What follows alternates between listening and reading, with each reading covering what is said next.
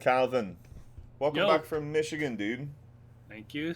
Yeah, I'm a fucking terrible YouTube host. So we got we got one subscriber over the time that you were gone, right? We went up to Okay. 24, and then we went back down to 23, and then we went back up to 24. Shout out, Just 'cause I was gone for yeah, 2 weeks. shout out that guy that starts with an M that talked about Mountain Blade Ooh. in the comments. Fair play to you. Um, I didn't reply to you, and I didn't put out another post explaining why we hadn't done an episode in 2 weeks. Sick. Whatever, dude. I don't give a fuck. Who cares about games anyway, dude? Who fucking cares? Whack industry. Yeah, absolutely. But how was Michigan anyway? You enjoy yourself? Yeah, very relaxing. Just, you know, family, food. Got time to actually read some books, which is something, That's or nice. read articles and stuff like that. So that's, as you know, we get a lot into our work, and sometimes it's hard to find time for that. And also, and most importantly, got to actually do some deep dives in games. Yeah, Uh, it's a big whole thing of like, why am I gonna read about shit when I'm already doing it, dude? Like I'm stuck here. I'm yeah, stuck doing it. Like yeah. Well, actually, it's not just like it's so funny. It's like I have the freedom to research and make whatever game I want technically, but I'm still like I don't know. There's still a desire to like recreationally code a game. I know that's super. no, you didn't just start something No, no. else, then, did Oh, you? I kind of did. I kind of Ah, did. Jesus Christ. Actually, let me explain. Okay. So, right after vacation, Ludum Dare started. In Yeah. fact, Ludum Dare started while I was on the plane, and I'll tell So you. you got the itch. Well, I've been doing Ludum Dare for 7.5 years, Yeah. and I finally quit Ludum Dare. I Ooh. finally skipped a game jam. Several reasons. One was I was gonna basically fly home and wake up mid Saturday, so like the jam would be halfway over. I was like, oh, that's gonna be so hard.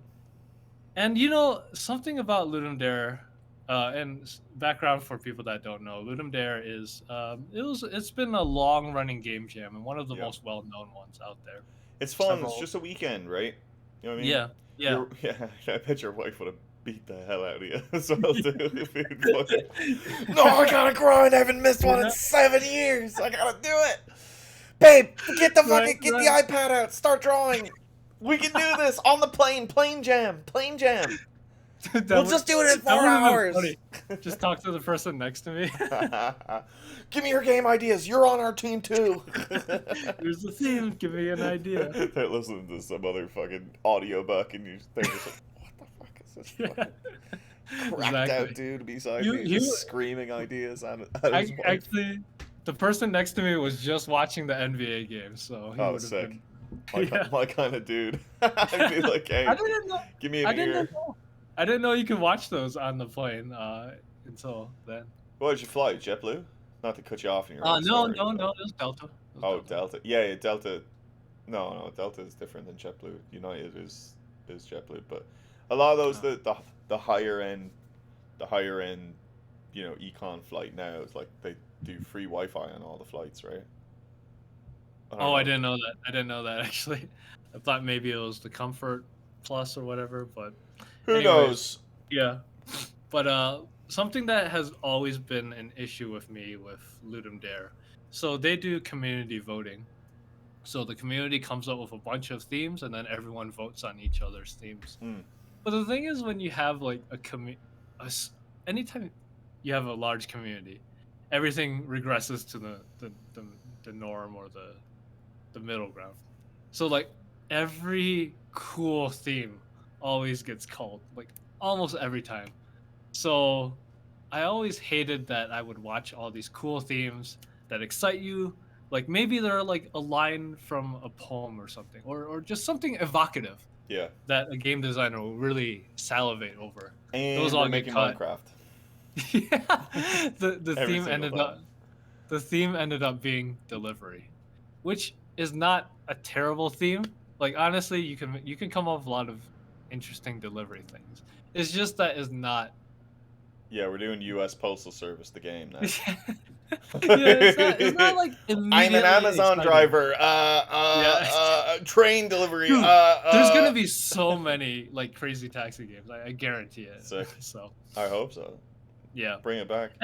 And the last reason is so Ludum Dare is a weekend, but honestly, it takes me several more days after that because I give a lot of thorough reviews. You're playing a lot of games, and it is really taxing. So it's almost like a 5 day or even longer game jam technically. Oh, the last thing I forgot. Lunam Dare went from 2 times a year to 3 times a year. So again, Right. So it combine that doesn't with what I matter too said. much. That's like three. That's like 3 weeks out of your year, like almost. Yeah, yeah. So just really rough. And I like, you know what? I'm just gonna do a different game jam, like GMTK Game Maker Toolkit Jam. Oh, That's that would be a become huge one, yeah. yeah, that's become really popular. It gets more entrants than Ludum Dare, 3 times as many. So Okay. I'm Well, just gonna yeah. switch to something else. I mean, let me know a week beforehand. Yeah, We'll just yeah, definitely. try and do something, I guess. But That jam has much more interesting themes. One of the ones in the past, for example, is dual purpose mechanic. yeah, Like they are like really explicit, and when they did dual purpose mechanic, they came up with so many really innovative games as a result. yeah. Well, it's crazy. I mean, the last one that I watched, there was like this, pink and purple game, 2D kind of like Pokemon style art, and it's like 100% you're gonna go and end up seeing that game Yeah, out in the App Store. Like 100% you're gonna see yeah, it. I mean, some of the sprite boss fight one that was just like one quadrant on the bottom with just like billboarded sprites around, and you were just always fighting one boss like in the center area. I can't remember the name of the game, but like that game came out, maybe 18 months later as well too. So it's like, yeah. Exactly. yeah, there's definitely some cool stuff coming out of that whole thing. I wouldn't mind. I don't pay attention to like when these things are coming up, and I end up missing them like more than anything else. I don't know. Is it just you have an innate remembrance of these things, or do you have like email notifications set up for these things like in advance or whatever? Because like Yeah, I would need to like plan my life or like around something like this. yeah. I actually do. So especially in my early days of game jam, I would like get a pretty big team to join me, and I would basically tell everyone to put it on their calendar. And yeah, that's the only way you can do it because yeah, it's a time commitment, and I'm like, hey, carve out this weekend and make sure we can do this together. So yeah, I do Oh, sick. But yeah, so you're on the plane. You can't do your game jam. that. What happens from there then? So. I watch the game as well, and I just relax and I skip out on the jam. But like you were kind of suggesting, um, I still had I felt like I had a weekend free to do recreational stuff basically. So I did start like a little multiplayer demo that has nothing to do with anything I've done before. Yep, been learning some new frameworks I and have learning that. recreation time and free time. Let's make a multiplayer demo. Yeah, exactly. Like Let's. I'm not gonna partake in this fucking this game jam. But shit. What's the theme? Okay. Well, yeah. I saw one of this is over one of here. my meetup members, Ian, who Mhm. you've crossed paths with. Ian started making a game. He's like, delivery. I'm gonna make a game where you're making trucks that carry nitroglycerin canisters. I was like, Sick. that's really evocative. So I don't know. I've that he just inspired me to make something. So I hope Okay. to show that off to some people in a bit. Well, fair play. Yeah. Well, you mean that or don't. Sometimes Yeah, it's okay to just like noodle on something. a hundred keep percent. keep your brain moving, keep your skills going, at the same time too. I can imagine 2 weeks even away from programming fully is like a little bit Yeah, daunting, you know what I mean? yeah. Well, cool. Yeah, but you had a good time overall. Yep. I played a few new games. One of them is Street Fighter 6, Sweet. and Yeah. I'll go into that a bit. So Street Fighter 6, I think to a lot of people, So to give a history of the FGC, Also, um, to oh yeah, give me some context here because like okay, I don't watch the fighting games. I'm not playing the yeah, fighting games. So like yes, was this a beta? Was this an alpha? Like what came out? Did the game fully release now? And I'm just yeah, like completely okay, yeah. So the game comes out in June, early June, so only a month away. okay. It's funny they put out a demo, but a bunch of people cracked the beta, and then allowed you to play it outside of the beta things. Oh shit. But Okay. there's a lot of stuff happening around this. Capcom was like, if we catch you putting out any content for this cracked beta, we will ban you from our tournaments. Yeah. So How did they? How? So they made like a serverless version of the game? you just play it. Oh, you just play it offline. So you play it. Yeah, yeah, Okay. server.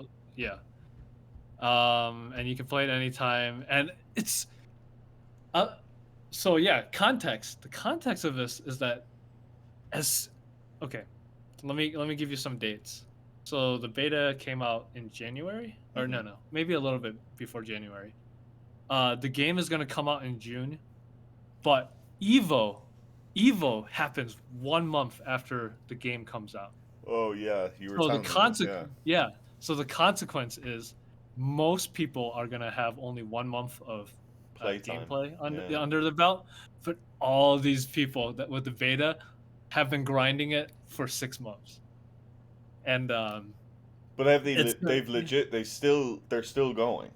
yes, They yes, haven't yeah, like pulled the thing off of whatever game yeah. They store it can. They is. cracked it, and you can play it whenever you want.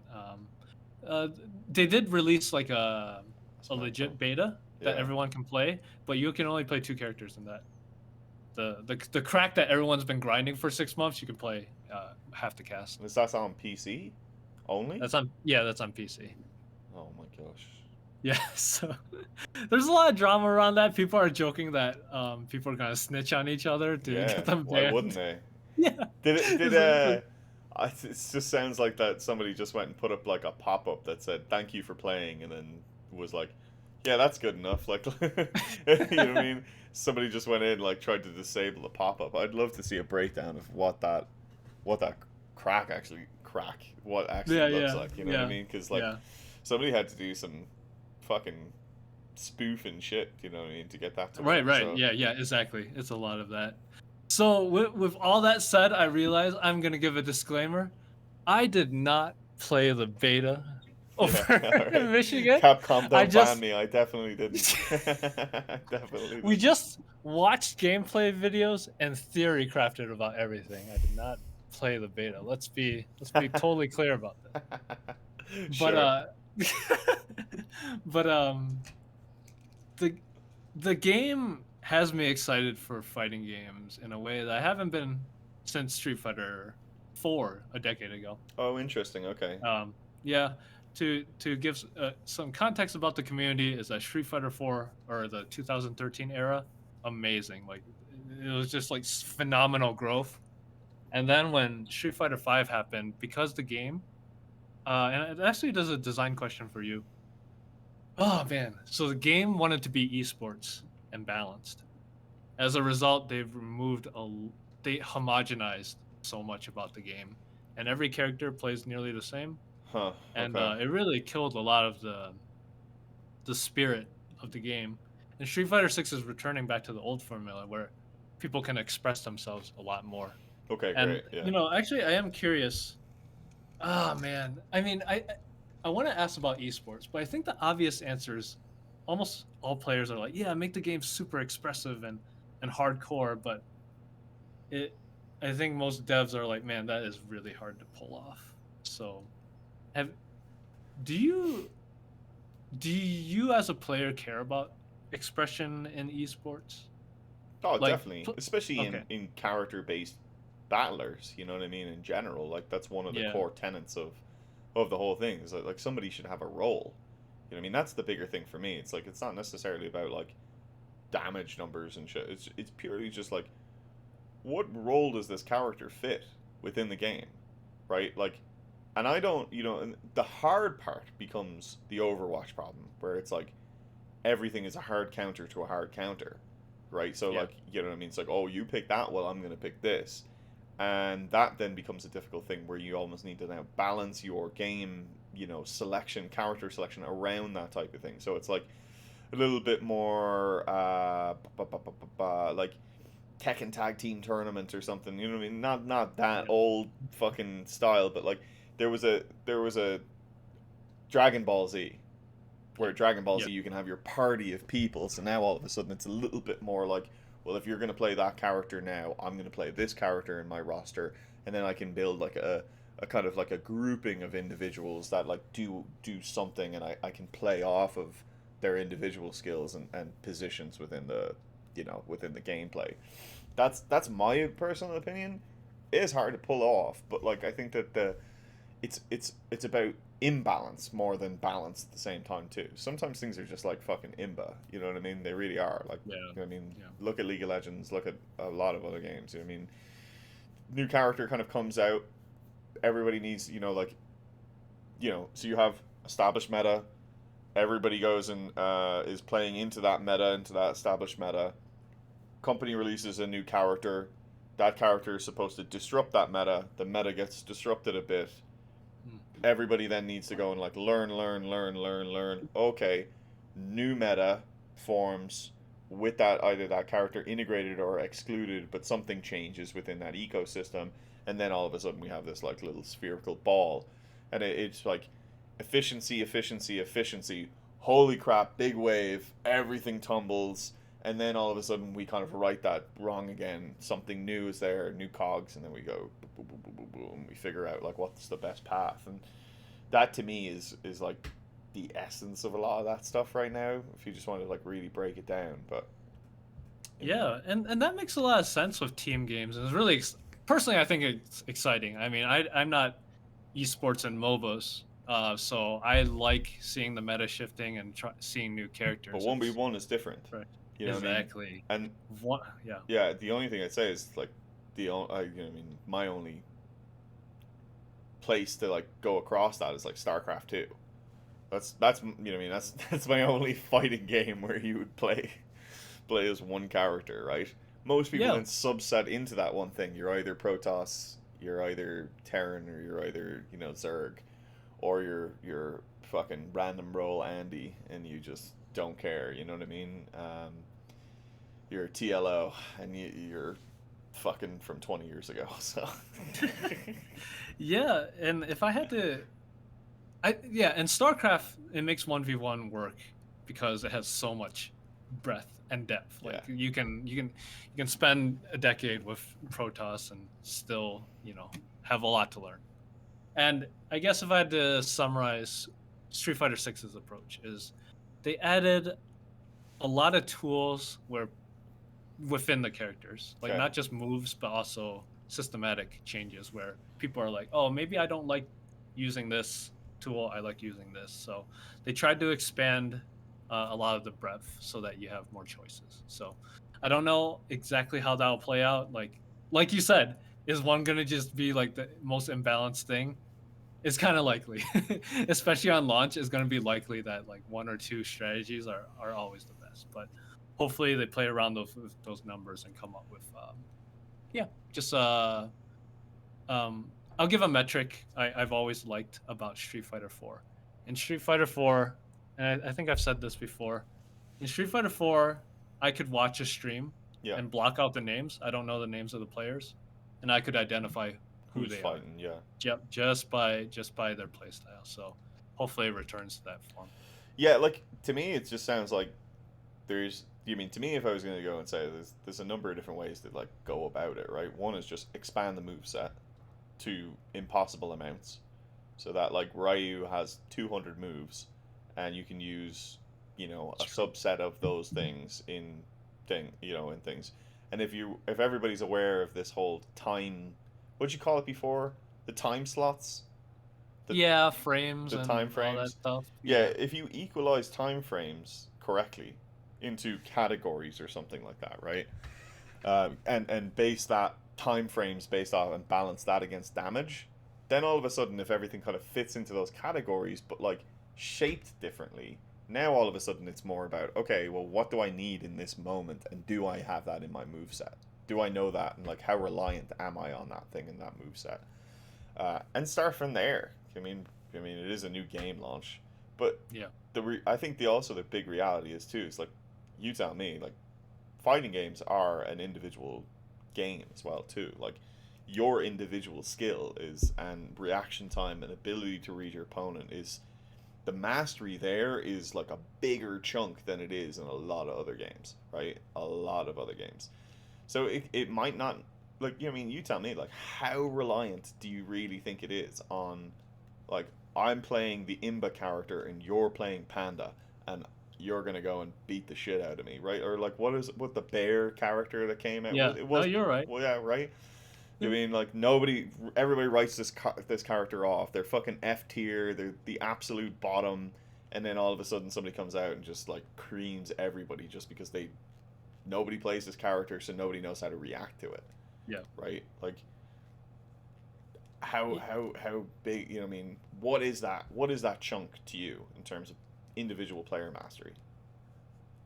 No, that's a very good question. So what you riffed on, yeah, adding more breath has the cost of being harder to approach. Tekken is notoriously difficult to learn. Every character has 100 moves. However, like you said, um, it is not uncommon for somebody to play an unused character and to just destroy everyone because they don't know. They don't know. They don't have the practice. It's like there's so much variety of things to choose from. And there is one really big change to Street Fighter 6. Yeah. That is worth talking about. Okay. So Street Fighter 6 has normal controls with, doing all these motions with your stick and whatnot. But they have these things called modern controls, which makes it play like Smash. So now if you want to throw a fireball, you hit one button. If you want to do a dragon punch, you just hit forward and one button. Oh, okay. And another one, if you want to do a super, instead of rolling and doing double fireball and then hitting a button, you just hit two buttons at the same time. Well, it sounds like a better thing. You mean? So yeah, so it is to be able to do one button dragon punches and supers completely overpowered. Yeah. However, they balanced it. First, they give a 20% damage reduction, not insignificant. 20% is a lot. Just And because also- of the control scheme. Yes. Jesus Yes. Christ. Okay. And also, just because you can only have so much complexity with Smash controls, which is direction and button, you also lose some of your moves. So this is really interesting. That because is interesting. Wow. Yeah. Okay. So it's a legit control scheme, and as a player, you choose option A. Do you want all your moves and all the damage, or do you pick option B, which is much faster controls? Where if you even see somebody whiff a punch, he throws a little punch that's like 1/8 of a second, and you just react and super him. That is extremely good because otherwise you would have to like be constantly rolling your hand and waiting. Okay. There's just a lot of complexity and difficulty to advanced movement and stuff. So That is a crazy thing to start off because you gotta balance some stuff around all of that. yeah. I mean, holy shit. It's tourney viable too. They're allowing both. Yeah, I guess. I mean, why not? I mean, might as well see how it happens. Oh. It is going to be funny to go and see like who comes out from this Yeah, tournament. it and be is. Like, It is. I definitely did not. You know what I mean? Nope. Say it Yep. sit in front of the camera. I definitely did not play 6 months of the day though. Like, Yeah. that's gonna be so funny. Yeah, all these Exactly. cheesy motherfuckers. I didn't do it, dude. It wasn't me. I've just been grinding for the month. Like, no, you haven't. Yeah. Any of those dudes, any of those people are all there out there fucking Yeah. sweating on their keyboard right now. Absolutely. So- especially because of the $2 million prize pot. If that wasn't there, there'd be way Woo. less people. Yeah. $2 million. They're really Yeah. all right. Well, I mean, there it is. Street. I mean, is it Sega or Capcom? Capcom. Capcom. Okay, yeah, cool. Because Sega just announced that they're gonna buy Rovio, in the Angry Birds studio. Rovio must be going for a bit cheaper now than normal. Oh, definitely going cheaper than normal. Yeah. But like, if they ever had fucking really gotten out of their little bubble of making the same fucking IP over and over and over again, like they would have kept going. You know what I mean? Rovio had some times. Yeah. I mean, for sure. So, Yeah. not I'm not trying to change the subject. So I do have some interesting questions. Well, so like, what's the pro play? You I mean obviously you're looking at the streams and stuff like that overall right now. Um, what are the pros thinking then? You know what I mean, coming into this, Yeah. and also to, highlight as well too. Is this interesting um, gamepad that you were talking to me about Mhm. a long time ago? Is that still completely banned? Is that out from this tournament? Is that in? What's going on here? Yeah. All great questions. So the hitbox, which is is a leverless uh, control scheme that you don't have a stick, that is now it's not banned, but you have to download a driver to change how it behaves, so it's not as broken. Oh, okay, Yeah, but interesting. so one thing about the hitbox was that you could put inputs that are faster than any other controller out there. However, if you play with the modern scheme, all of that is gone. Is completely nullified. You can pad pad might actually be the best because it's I don't know, because you don't need any inputs.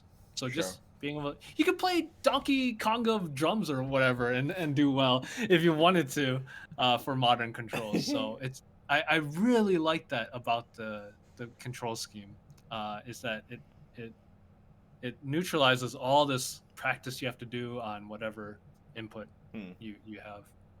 Well, sick. Awesome. Yeah. And by the way, I am saying I will be playing modern controls. Oh, Because you asked about what the pros are doing. yeah. This is an interesting question.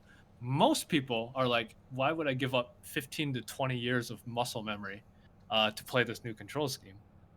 And but me, for especially for the sake of game design, you gotta immerse yourself into new things and really try it out. So I'm just gonna go all the way with modern and see where it takes me.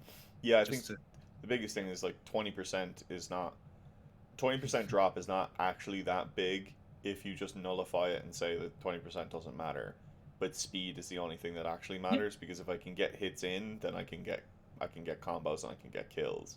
good So it's point. like, yeah, whatever. I take a 20% drop. It's like, cool. I did 16 damage down to 20% of 16. Oh, like oh that fit of but that to like 13 or something. I don't know, 14, Yeah, 14, 13. Like that's somewhere around a 20% drop. No, it's not. But you know, it's significant but not insignificant at the same time. So I'm definitely curious to see how that goes. Yeah, shoot me a link when those tournaments are happening because I definitely want to try to pop in and take a look for sure. But it's interesting, definitely. yeah, to And hear. to just to throw one more analogy out. Do it. So in Brood War, there's I really haven't played StarCraft 1 in a long time, but I know you have to do a lot of manual stuff. Yeah. And then when StarCraft 2 came out, they had a lot of quality of life.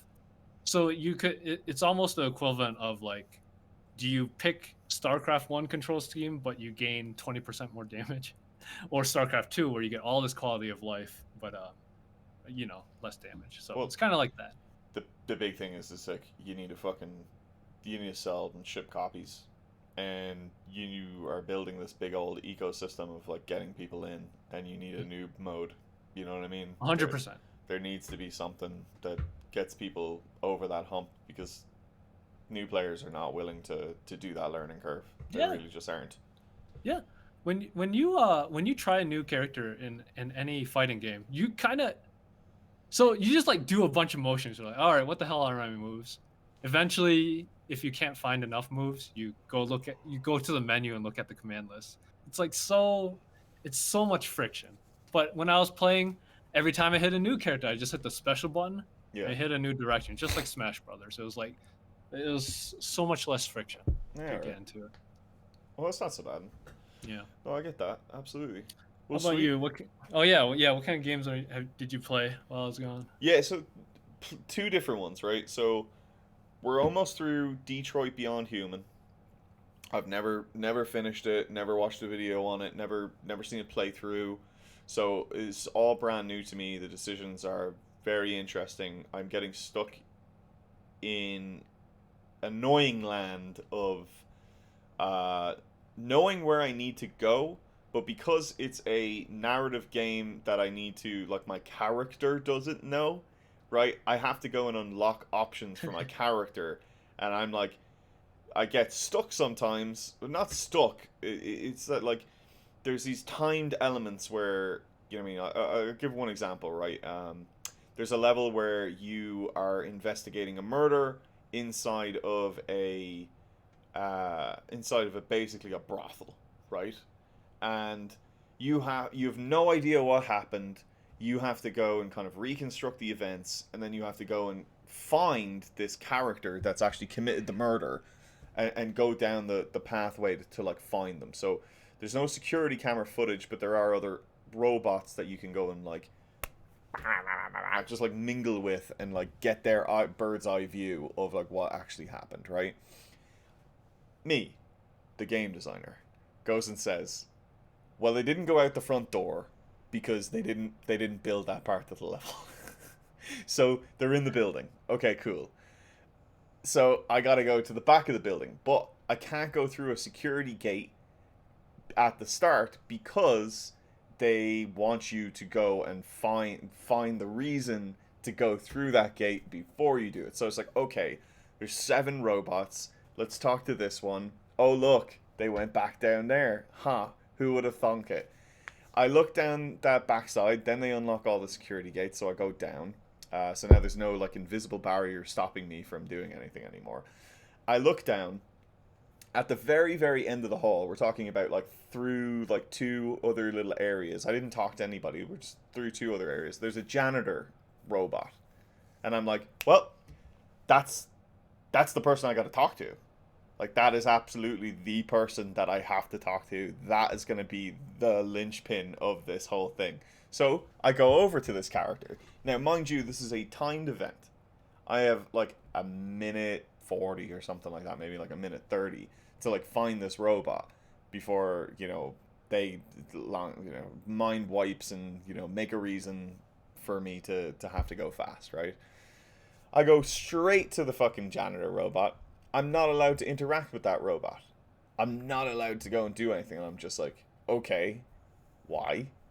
I know it's that. I know it's this character. And I know that staff only door over there is where they went. So I go to the janitor robot, can't interact with it. Go to the staff only door, can't interact with it. And I'm just like, okay, I know I need to go there. Like, I have to go here. I know I have to go here. So the game makes me go through all the rooms, talk, you know what I mean? And I failed the first time because I run out of time because I went to the fucking, basically went to the end before playing through and being like, "Oh, well, the character goes this way, so this person would have the greatest advantage, right, of like seeing this person."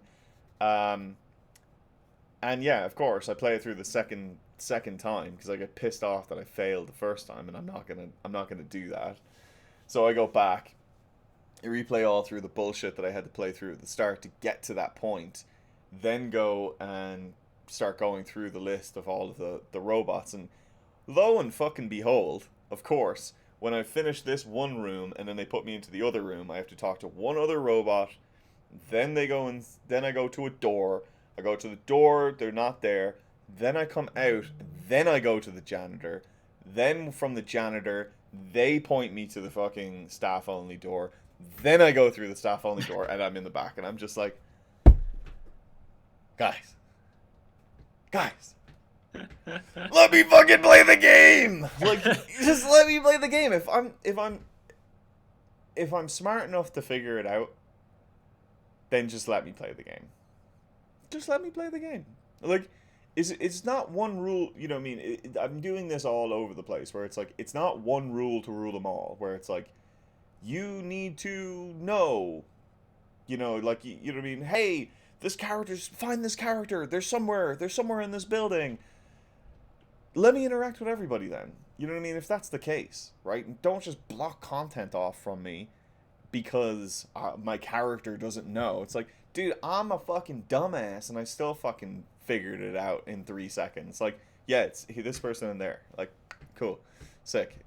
So I'm dealing with that a little bit, but because I'm kind of also then like, the girlfriend takes the controllers over, which she plays fully inverted controls, and I don't understand how. It spooks me out. That's not default, right? No, it's You not have to. default. Yeah, yeah. Wow, So every time you we have to go change out of your way. controllers, we always have to like change over all the controls, Yeah. or I play inverted, and I just kind of like hate my life for a second. I have to readjust my brain real quick. But Yeah. yeah, so it's just like certain things like that where I'm just like, okay, well that sucks, But I get it, I guess, right? You know what I mean? They want me to play through the story, and my character doesn't know, but it takes me out of that whole. It breaks the perspective shift, right? I'm not now that character. I am into that character anymore because now what I know is not what the character knows. The character is its own individual, and the character has to know that thing is going to go through that door, to comparatively. So little things like that definitely took me kind of like out of the perspective shift of it all, right? But Well, you. yeah, go Go. on. One thing that really reminds me of, you just showed me a Jedi Survivor clip where somebody does something really clever and he totally skips across this canyon with using his abilities, and then the game's like, go back, you can't do it. Yeah, It is a different scenario though, because in your case, you already know like the narrative beats, and that's not, now you're just like you're not skipping valuable content, technically. So yes, I yes understand. and no. It's like one of those weird things where it's like the critical path is where the game developer wants you, and I'm definitely in that moment probably the one percenter. You know what I mean? Or for the most part, I think maybe I don't know. I think that if you're smart and you drop down and you go to a character and it's non-interactable, and then all of a sudden it becomes interactable, I think that's a problem. I think that's actually like that's a bad design, because it's like, if you're giving me one rule and saying, "Hey, like go talk to all of these androids," but that character is also an android and I can't talk to it, especially something as cliche and as core to an environment as a janitor, right? Somebody who is in an area for a long period of time, always cleaning something, doesn't necessarily interact with the same like overriding rules as these brothel characters, right? Where they get their mind wiped every 2 hours. Like maybe the janitor doesn't have to get their mind wiped every 2 hours, but maybe they do at the same time. Doesn't matter to me. To me, it's just like same sames. Like you're an android, they're an android. They're in the same space. They're moving in between the same space. So why can't I talk to them? Especially at all times. So why unlock that after I've gotten some tidbit of something else? It's like, I mean, you know what I mean. So to me, I think that's just like kind of bad design. Yeah. But I could imagine that I'm the one percenter there that's just like skips to the end. And in that case, maybe I could have broken my own disbelief, and I feel this confident of like, oh, I was the smart gamer who figured it out. But I wasn't given that moment, and I could have missed maybe some other content in between that might have led me down a different pathway. But there wasn't that pathway. You know what I mean? It wasn't there, and I kind of knew it wasn't there because I was in a timed element. So it's not necessarily Oh like yeah. that. Maybe I could have come to the same conclusion a few different ways, because that is the game, right? Like that's the whole purpose of the game, is that you're supposed to be able to kind of go through the pathways however you want to go through. But in this moment, I wanted to go through this way, and the game did not allow me to do that, and it arbitrarily stopped me from doing that. Yeah. Yeah, so like, yeah, it was a little like bleh moment for sure, and I was like, all right, whatever, fuck off. You know what I mean? I spent 30 minutes doing this, but you know what I mean? That's my fucking D, you little motherfuckers. But anyway, I'm not salty at all. The but the game is fun. The game is enjoyable. The game is we're overall enjoying the story and the kind of humanic approach of like, okay, the girlfriend thinks that these are human. She's full on in. I'm just like, okay, this is fucking Neo from the Matrix over here. We got Morpheus who's just running around the place, just like, I'm like, give me my robot army real quick because he's just going around just like, just like reprogramming people. So I love that. Um, and we're just trying to get through one major playthrough and then kind of see where we go. You know, we used to go back and like replay every single level and try to get every single every single outcome, and now it's like, nah, you know what I mean? Let's just kind of like get the best outcome that we're happy with and then move on from there. You know what I mean? Rather Yeah. than like burn ourselves out playing the same thing constantly, because that definitely happened at the start of the game. So I'm surprised about the amount of depth of game, like of levels there are and stuff like that. So I'm enjoying it anyway. But that's Yeah. one of them when we get the time to actually play the PlayStation. Uh, the other one though is been great for me, but Atomic Heart has been Nice. unbelievably fun. I don't give a That's good shit. to It's know. been Yeah. unbelievably fun for me. Uh, they they crafted a beautiful game, a fucking phenomenally beautiful world. The soundtracks, Calvin, are so well picked. It's crazy cool. Like, It's such a unique setting. I don't even know what kind of soundtrack it would have. well, so what they do is that in a lot of ways they've gone through and not necessarily teach you a history about a culture, right? But if you give me, so I'm really into like synth pop, 80s, 70s, like the early sides of synthesizers and stuff like that too, right? So Kraftwerk, this like German style from there. But Hmm. what people don't really know is that Russia has a big influence in that scene from the crashings of the ends of the USSR. Like September 1991, right? September 28th, 1991, the day I was born. Metallica is playing in the USSR 2 weeks before weeks before the Soviet Union collapses, right? 1 million+ people show up at a fucking airfield and are listening to an American band playing hardcore metal, like rock and roll metal music to a culture that has been behind the Iron Curtain for however amount of years, right? Oppressed, or put whatever, just like they interesting life, interesting things, right? So it's the cultural shift. These people like music. They've been in music and they have their own music that has been not necessarily heard by the rest of the Western audience in the Western worlds. And what people don't really get is that classical music, especially, a lot of great classical music, a lot of great classical ballet has come out of Russia for fucking generations.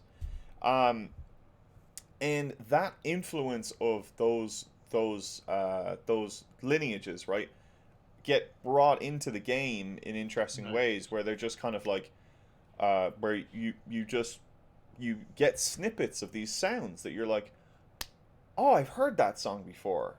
Like I feel like I've heard this thing, and it's just like elevator music, but all of a sudden it's like the Bolsheviks, like ballet of something, blah blah blah, and you're just listening and you're like, oh, that's fucking beautiful. Or like I'm in these like things called like test chambers. Basically, they took some Portal ideas and stuck it into this area midway through the game, and in places I get these synth pop sounds that I'm like, holy shit, like I haven't heard this fucking song in like a hot minute. What the hell is this? This is class. Like, so I get the Shazam app out and I'm just like hitting it up, and I'm just listening through and trying to gain a little bit of knowledge that way. You know what I mean? Or a little bit of you know just gravitate towards the thing through the sound because they are good stuff. And then I can't remember now if every time you hit a, well, not every time, but most times that you hit a save zone, which there are very frequent, which is awesome. um, they have a TV in there with a little cartoon playing, and the cartoon is, I think, meant to be not something that they created. I'd be surprised if they created a cartoon for the whole thing, but it's almost like Tom and Jerry, So it's like, 40s, 50s, animation, but a completely different style, something you've never seen before, but still in the same style of like Tom and Jerry's type of thing. So it's like you get these moments of same sames, right? Where you're like, oh, cool, and I'll sit down and I'll kind of just like watch it for a minute. You know what I mean? And take me out of those moments of the show or of the spectacle of the game and the game world itself. These, uh, the biggest caveat that I've had with the whole game so far is that when you boot the game up for the first time, especially in where they are, like they put you in the English language for the main character, and you're moving around Soviet Russia, and nobody's speaking Russian, and I found that like very weird because I think that we just talk so differently, right? Like the Does it have a language, heavy Russian accent, or is it pure English? Oh pure wow, English, wow. and also almost like an annoying, like an annoying character. It sounds like somebody who wasn't like what I mean, who's not a native English speaker, kind of putting on a bit of not necessarily putting on a bit of a language, but it doesn't place well. Like you have a little dude on your wrist, right? They're British, you know, because it's a robot, so they have to sound kind of fucking uppity and British. And the person you have, that's speaking out for you is almost like American. You know what I mean? Yeah. So it's like, but it's not American. It's kind of like Euro American at the same time too. It's Okay. just like Yep. so it was strange. But I finally found the like language settings to like change it so I could listen to myself in Russian for a minute and then put on English subtitles. And I did that for a while, but characters are kind of talking so much that I missed out on context, and I didn't want to miss out on the context, so I switched it back, and I'm back into just blah blah blah. But the puzzles, dude, the puzzles are phenomenal. Great puzzles, like great puzzles. Really enjoyable puzzles. Um, some things that you haven't seen in terms of like game mechanics, and they have a bunch of different types of ones, like just from you know random like Skyrim style, or not Skyrim, like Oblivion style, like lock picking, where Hmm. you just you kind of move the lock. But overall, to other things like you have X amount of lights that are just moving around in a circle, and you have to make sure you click the lights at the right time. These interesting ones where they have like colored dots in a circle, and there's a little area of three dots that you can kind of like rotate the dots between them. So you can always rotate all of the dots around, but then once they're in that area, then you can flip them around to get them to align Wow. with these other lights. And that one's, they're super enjoyable.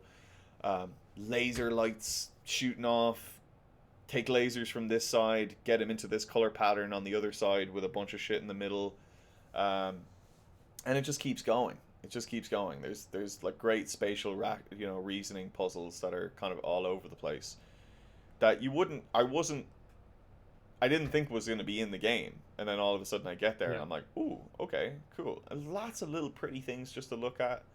Um, yeah, just overall like a really enjoyable experience. I've gotten to this point now, not to keep kind of going on about, but that I have moved into more of an open world area, and I fought a massive boss, right? Didn't know it was going to kind of happen. Now, I should have fucking kind of copped it. I knew I wanted to go over to this area because it was called the arena. I had to do some crazy shit to even get into there in the first place. But I managed to get in, and then they start talking to me about the bushes and like how the bushes are, if you can see it from the air, shaped like an atom or whatever, right? And like, okay, cool, that's kind of cool. I go over and there's like just this one big button in the middle of this area.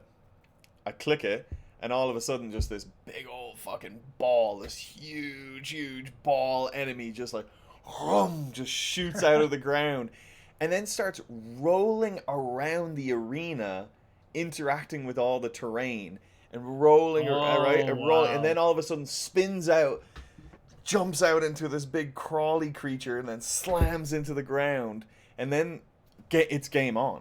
It's fight time. They crafted it so well, Calvin. They start playing their own version of Doom music. Right at that moment. Right at the moment where the Yeah. character hits the ground, all of a sudden it goes and like the heavy metal starts playing, and I'm like, yeah, like let's go, like this is sick. And the boss didn't end up being like super difficult, right? It was just very, but they, it comes at you if you're not paying attention to, if you're not a fucking gamer, dude, you're not paying attention. It's gonna get you for sure. The long and short is, it either spins at you or it slams on the ground beside you. But it's constantly moving around and interacting with the world.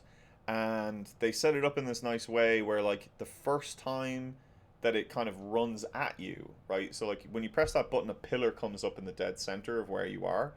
And as a player, you're kind of dumbfounded. You're a little stuck. You're like, oh, shit, like, I'm in this big open area, and now this pillar is in front of me. The boss ends up kind of being between me, the pillar, and the player. And that character's first attack is always to do the roll straight into the player. But because the player is kind of dumbfounded in the sense of like, all right, well, I'm a little stun shocked. I'm in this big open area, and this is my only bit of cover. You naturally kind of sat behind the cover. Yeah. And I'd say that in playtesting, they saw that. That character then, the boss, rolls straight in, hits the pillar, breaks the pillar, and then goes into a stun mode where then you can get in some like big damage into. So it's basically like stun locked, and its little damagey things kind of come out. And you can start shooting it. Great teaching moment, right? Yeah. Brilliant teaching moment, because it's like, I didn't do that. The game was set up to teach me that moment naturally. They just played on my emotions and in playtesting and how I was going to play that space and how I was going to play that area. Like, a lot of thinking went into exactly how are we going to teach the player that, like, there are other pillars around the place. Press these buttons as you can press them. Pillars will come up, and if that character hits, you're going to get an instant, like, free win, easy mode button. I thought that was magical. I thought that was great. And it's just like that over and over and over again. These little things that I'm just like, holy crap, like I never thought that was going to come. I never thought that was going to come. I've now got like a rocket launcher. I've got like a big old like BFG type of weapon, energy weapon. I've got my AK, got my Kalashnikov, and like a little fucking pea shooter Makarov, and a couple of other things. And there's loads of other weapons that I can just do it. Great from the game design perspective as well too. They tell you this in the tooltips. There's no penalty on destroying your items. So there's a whole crafting loop, right? But there's no penalty on destroying your actual weapons with all of its upgrades, and then nice, because you just recoup all of the resources again. It's just 1-to-1, so you can just play. You can just like, oh, what do I want to carry now? Oh, I got this new weapon. Well, I already have a melee weapon. Yeah, but there's 4 other melee weapons, but I've fully upgraded this one. It's like, nah, destroy it, get the other one back, and play with the other one for a little bit, and just enjoy yourself. All of the upgrades for the character, for your abilities, for all of these other things, all the Bioshocks part of it, same thing. Instant refunds. You want those skill points back? Take it. Just enjoy the game. Just use everything. Just, I don't, like, and I love that, because so many game designers, I bet, would agonize, right? Like, could you imagine if Bioshock would give you this ability to go and say, like, at any point you can go and just like, and just like whip out all of the programming that you've already put into yourself.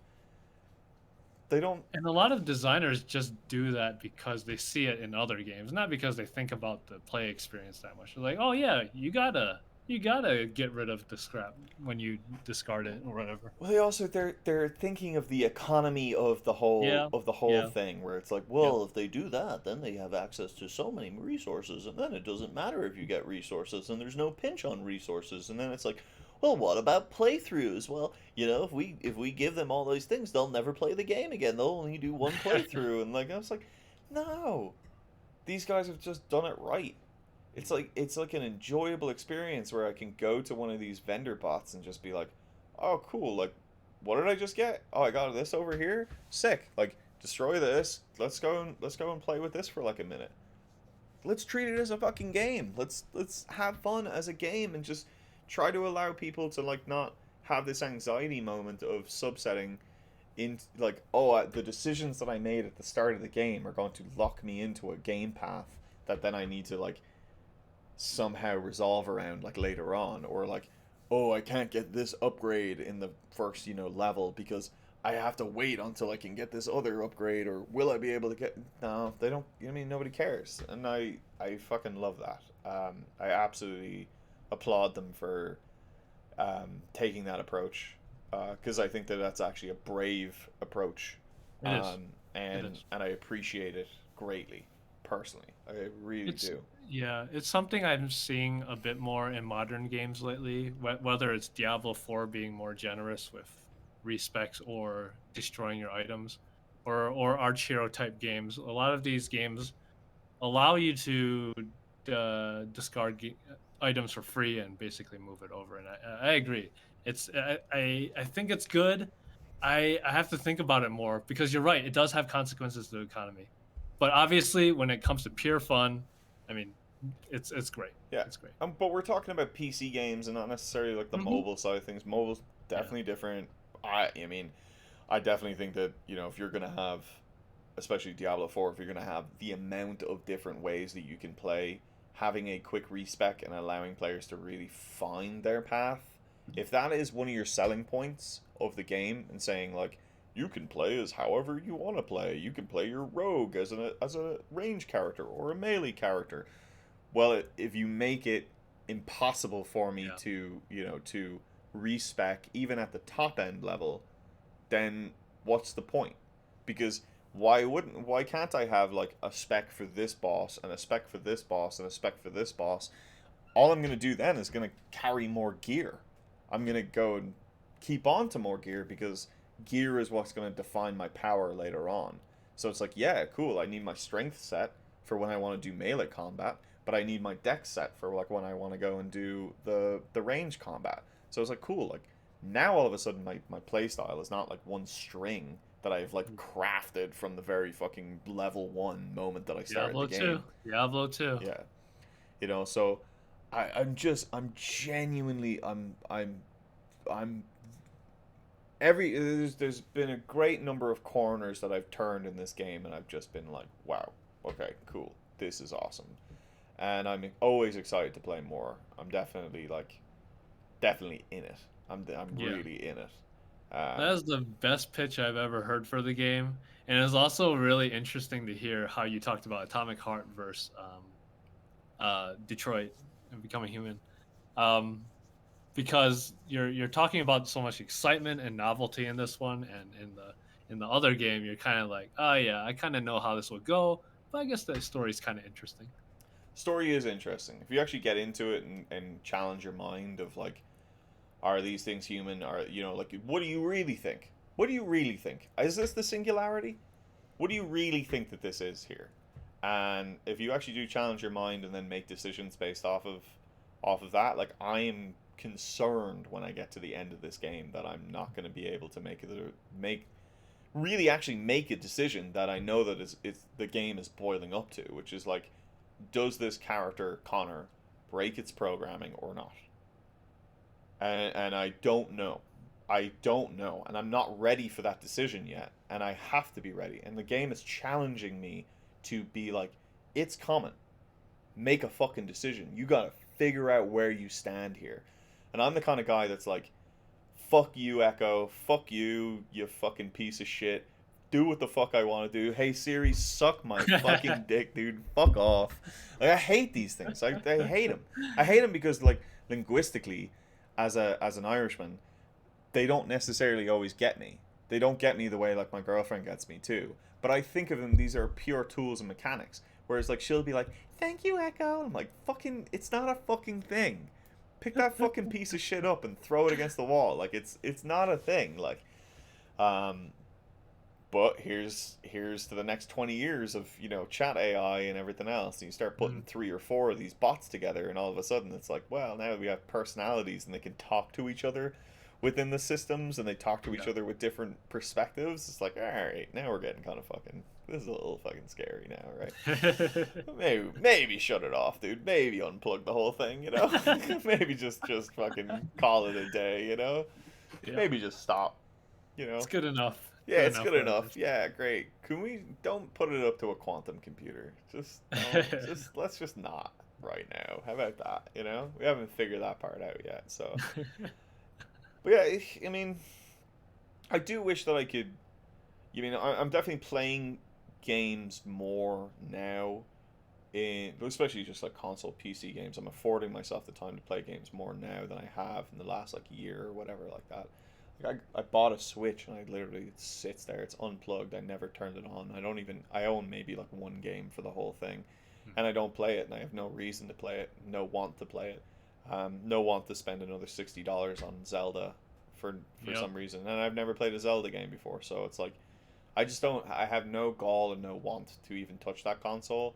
But if I afforded myself the time to actually maybe do it and sit through and actually play him, I think that I would enjoy it, and I'd get a little bit more of a gusto. It's like one of those things as developers sometimes, and we were talking, well, I said at the start of this whole thing, which is like you get stuck into the craft a little bit too much. Well, not too much, but yes, I mean this is like a, I think for a lot of people it's like an evocation, avocation, a vocation. This is like, you know, something that you're kind of, you're drawn to and you're stuck in, and you're kind of, you know what I mean, for an unhealthy amount of time you're stuck kind of like Oh, for sure. just doing. You're just stuck just doing. It's just like, oh shit, I'm noodling on this problem over here. Like, what am I gonna do about this fucking thing? Oh, okay, build, build, build, build, build. And you don't necessarily like bring yourself back out to go and say, oh, well, what does a completed product even look like? What's new on the market? Like, Yep. what is there? And yeah, you should be doing that all the time. And I'll do that with the mobile games, and keep playing, you know, from the Japanese app store, or keep playing from the Western app stores. But I get fucking tunnel visioned, and I don't enjoy it. Like, those things become work after a while. But this is to actually like sit down and to actually have that moment as a player and have like entertainment is a much different experience. And I'm definitely gripped. I'm definitely gripped, and enjoying the moments of it all, you know, again. So I'll be sad when I finish the game, but I will be fucking relieved as well too. I will be absolutely relieved that I'm not gonna go back and like replay anything. I'm just gonna go, sweet, Yeah. that was good. Really enjoyed that. Best of luck. Let's see the next one. You know, you have Yeah. my $60. Like, go from there. You know what I mean? Yep. I haven't. I usually don't play these sorts of games because I think early on, maybe 10 years ago, I played a lot of them, and I'm like, oh man, a lot of these seem to have similar beats. But yeah, I definitely just wishlisted it after you finish giving your pitch. But in terms of dev time and stuff, yeah, I think especially if you're actually, I don't know, not just indie, AAA, like game devs, of course. You spend a lot of time on your craft, and if you don't, you feel like you're falling behind. Yeah. And y- like Street Fighter 6, it would be amazing to go back to my life like 10 years ago, which was just traveling to tournaments, practicing all the time, hanging out at people's houses, playing till 5 a.m. But yeah, it's not viable anymore unless I want to give up my current path. So yeah, it's definitely a hard trade off, especially for us formerly super hardcore gamers that were like Yeah. totally into this. 4 a.m. fucking mashups, Yeah, playing Counter Strike till yeah, fucking the impossible times of the morning. Uh, you know, not able to do that. I gotta go to bed, dude. I got shit to do. Like, I gotta go to bed. Like, yeah, 11:30 in the afternoon, I'm out. 7 a.m. I gotta get the fuck up. Like, I have to be out of bed, or else everything gets shoved back. Everything yeah, gets shoved yeah, back. yeah. I got Oh, stuff to do. I remember back when I used to play Smite a lot. once funny. Smite? Yeah, okay. once Smite got into like 2 or 3 a.m., we'd be like, all right, this is when the pros come out. Or rather, this is when all the casuals like go to sleep because they have to go to work, and we gotta play against the real guys. So like, There's definitely some yeah, sweaty gamers that come out during the in the twilight morning, hours. yeah, Yeah, 100%, 100%. yeah, I mean, yeah, like fucking how many years of League of Legends doing exactly the same thing, just like exactly. sitting at your computer and you're like, all right, yeah, but like one ARAM though before we go to bed though. It's like you know what I mean. Yeah, You don't have the ability to go and like let's not do another 45 minute on the fucking main game. Like let's yeah. just go do 20 minutes on the other thing and At call the it a same day. time, we can't go out on a loss, so we better play ARAM. Yeah, we better play Oh, ARAM. People are Omega. screaming at each other the whole time. Oh, definitely. Omega Strikers came back up. Uh, Omega Strikers was taken off of Steam. The servers were all down. Oh, Like maybe a month ago or something. No, I'm sorry. Maybe back in February. But oh! they came back online. They have a lot of players. I mean, it's the same thing with. Um, Did they do like a relaunch or was it yeah, just? yeah. Well, they're like, we gotta update the game, and we want to take it off so we can focus on it.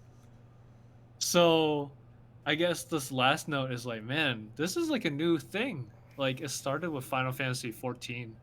Fantasy 14 was like a dying game, so they took a lot of time to do like a reboot of sorts. And now Final Fantasy 14 rebooted, and it's like one of the most played MMOs out there.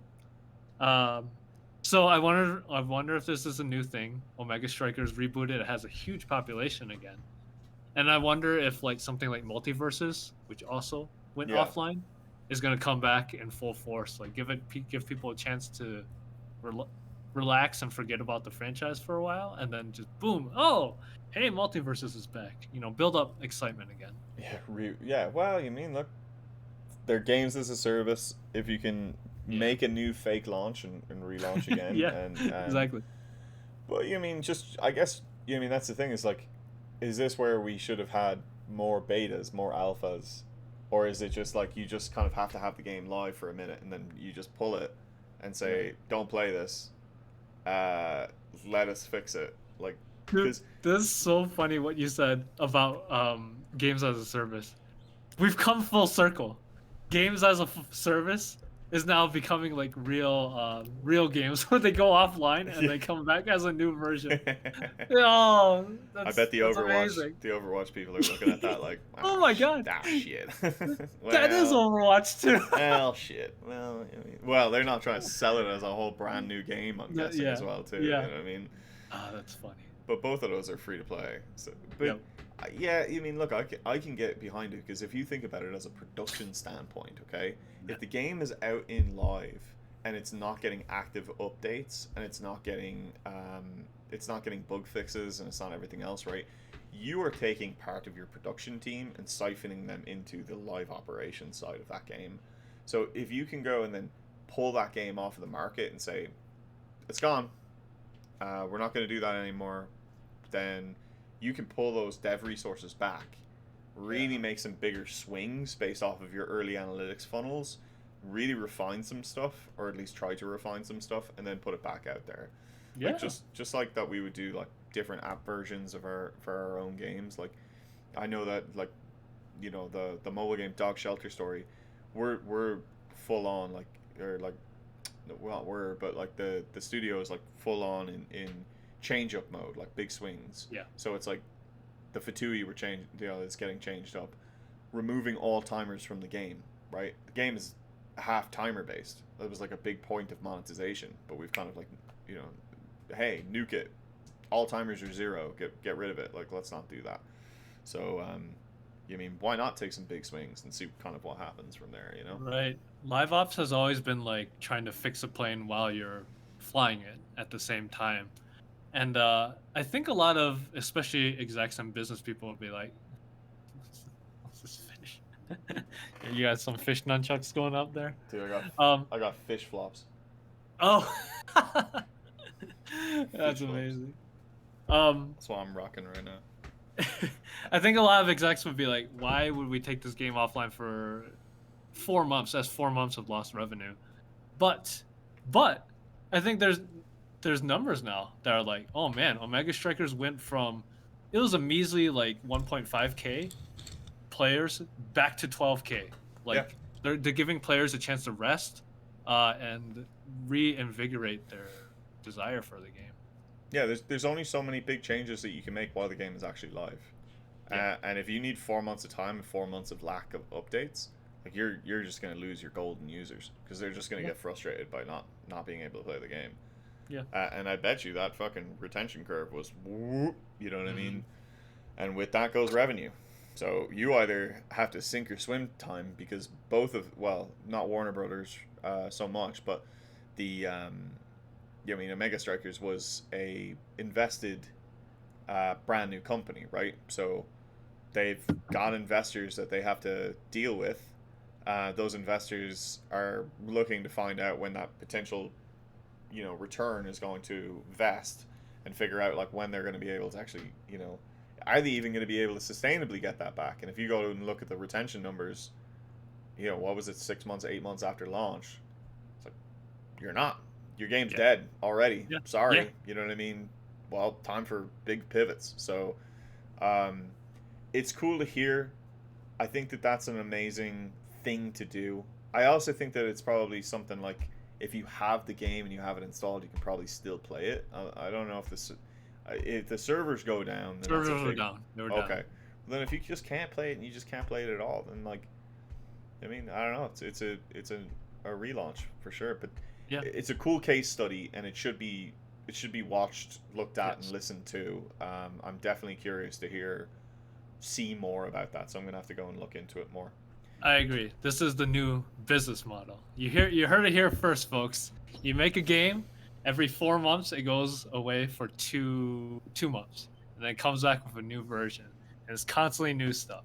Good. So this is a new business model. There's no reason why you couldn't, necessarily do that, because if players Yeah. are then planning their playtime around those periods of uptime, then all of a sudden you have these moments of like jump in, heavy burst, Yeah. and then jump out. Dude, the FOMO with battle passes is so hard. I know so many people are like, damn, I can't just keep grinding. So give them some breaks. Yeah. Hey, not so bad. I love it. Well, look, we're almost at time. If not, we're way over. Thank you. I know we didn't do one for like 2 weeks, so like hopefully this will be, decent enough.